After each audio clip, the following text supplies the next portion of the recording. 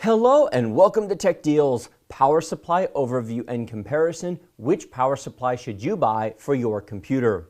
On the desk here, I have 5 power supplies. I'm going to talk about the differences, the pros and cons of each one, and which one is appropriate for any given situation. Linked in the video description below will be the individual unboxings and reviews of these power supplies. There will be close-up shots, details of all the power connectors, and everything you might need to know about each of these units. So, if you want more details on any specific unit, check out the links in the video description below to my previous reviews on them. Furthermore, in the video description below will be links to Amazon and Newegg for all of these power supplies. I bought all of these from either Amazon or Newegg myself. I recommend both places. They have great prices. Speaking of prices, prices change. I'm going to mention the prices these normally sell at. You may find them for more or less at any given time. I encourage you to compare between Amazon and Newegg and buy it wherever it makes the most sense for you. Now, before I talk about these specifically, there is one thing about power supplies I want to cover, which is 80+ power efficiency ratings. In short, all the 80+ means is that they don't waste a lot of electricity. Basic, cheap, generic power supplies generally are very inefficient. They waste a lot of electricity. If your computer needs 100 watts, they might pull as much as 140 or 150 watts from the wall, wasting your electricity. These will not. The 80+ white are 80% power efficient. 80+ bronze is 85% efficient. And then you have silver, gold, platinum, and titanium above that. Each jump beyond bronze is generally about a 2% efficiency jump, meaning for every 100 watts your computer needs, you're saving about 2 watts of electricity. It sounds like more than it is. 80+ white or 80+ bronze is generally all most people need unless you find a deal or just okay to spend a little bit more, but keep in mind that above bronze, each jump is about 2% savings. Nice to have, but pretty minor. Starting on the left side of the desk, we have a $30 400 watt 80+ white certified power supply from EVGA, a great basic unit for use in pre-built systems.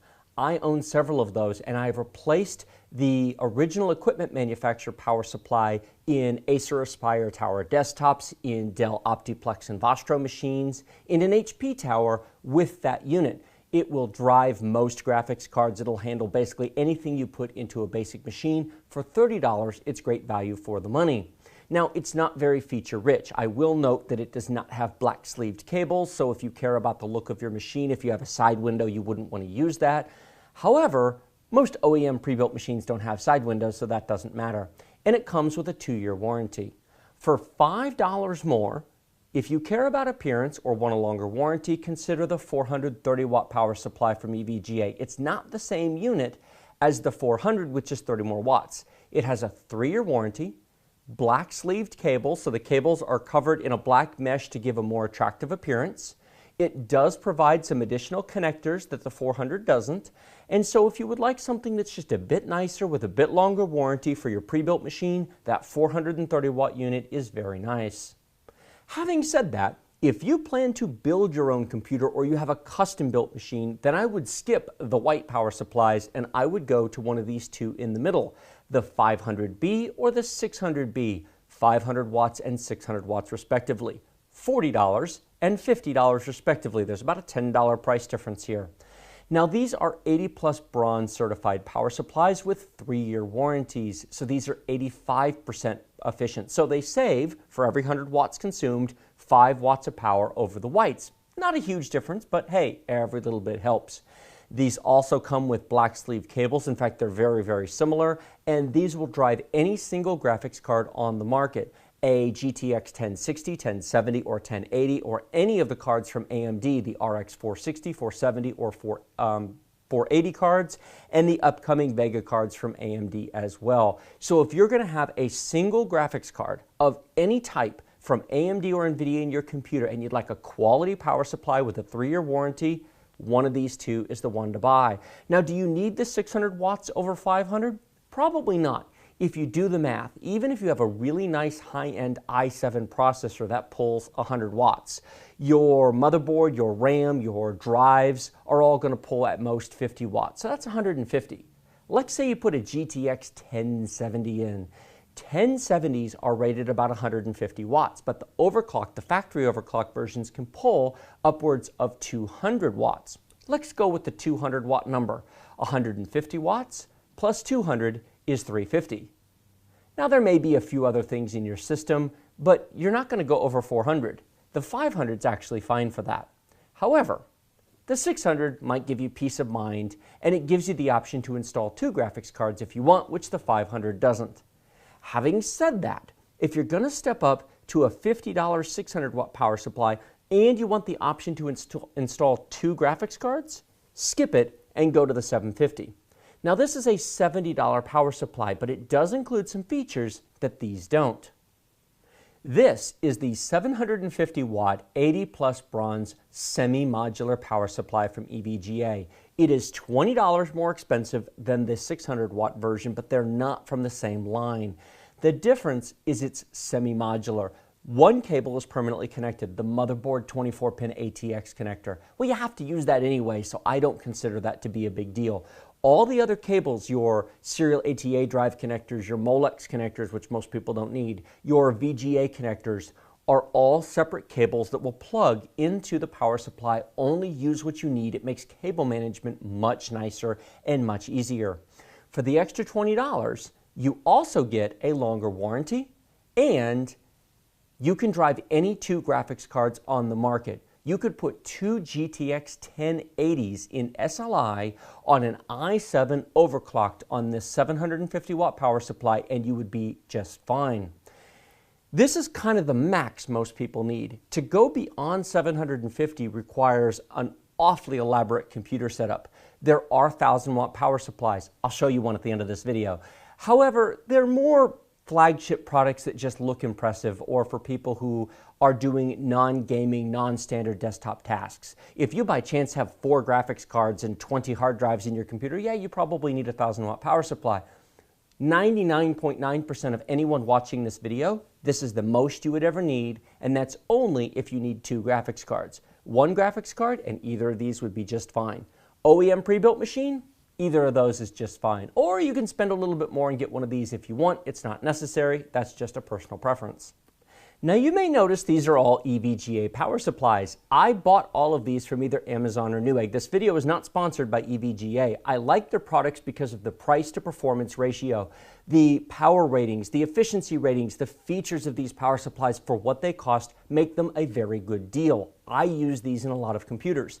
Having said that, Corsair, Cooler Master, Thermaltake, Seasonic all make excellent power supplies. I have no reservations about recommending those brands as alternatives to EVGA. If where you live you find a deal on one of those brands of power supplies, by all means, they make good units. As I said before, links to all of these will be in the video description below, both my reviews as well as links to Amazon and Newegg. And now it's time for the bonus portion of this video.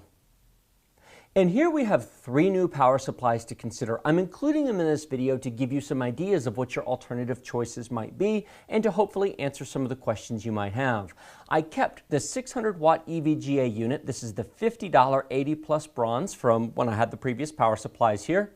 Next to it, I've placed the CX600 from Corsair. This is an 80 plus bronze, just like that is. It is basically the same unit. Same power efficiency ratings, same power load delivery. It has the black sleeve cables. It has a 3-year warranty, just like the 600B from EVGA. The difference is it generally tends to cost about $10 more. Now, where you live, if you're not in the United States, maybe it costs less and perhaps it's a deal, and then by all means buy it. It's a great power supply. There's no issues with it other than price.